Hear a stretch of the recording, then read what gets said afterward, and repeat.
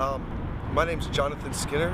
I first heard about this through social media, Facebook, when they were reconvening 2 Thursdays ago to do the march on the Federal Reserve. I missed it that day. I tried to come up there that night, but there's so many police. I was scared to try to have to wade through the police to get in, and then have to wade back out through police to go to work on time. So I went ahead and left that day.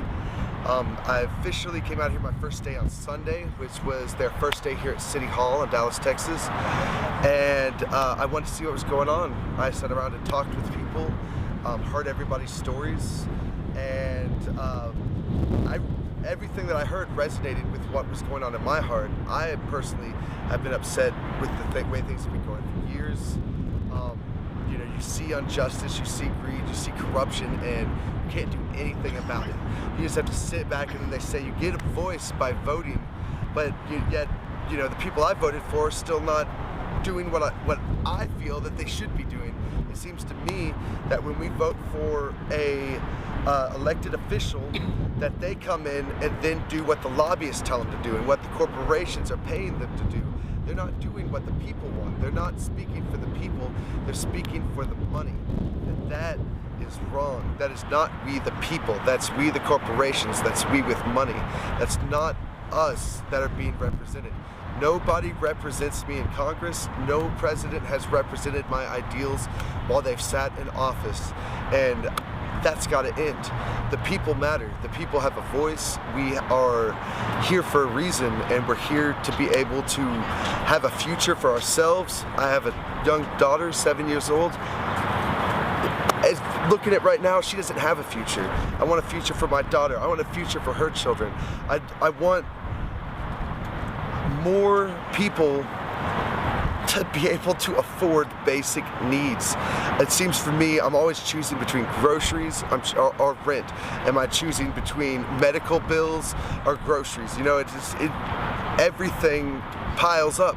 When you've got 98% of the world's wealth in the hands of 1% of the population, and then you've got 99% of the population sharing 2% of the wealth, something is wrong.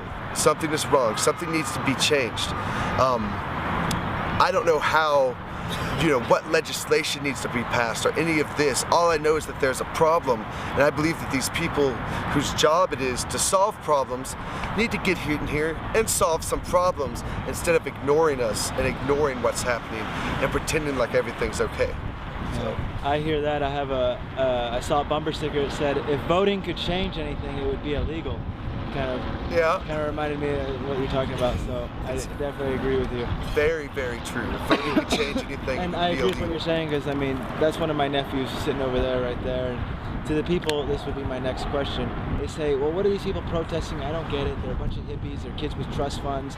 They just like to sling mud, and they said nothing's going to change anyway, so they need to use that time to find jobs, because what they're doing is not going to change anything. And I'm of the thought, I don't get that train of thought, because I look at my nephew, and I say, if we don't do anything, he doesn't have he's guaranteed no future if we don't do anything.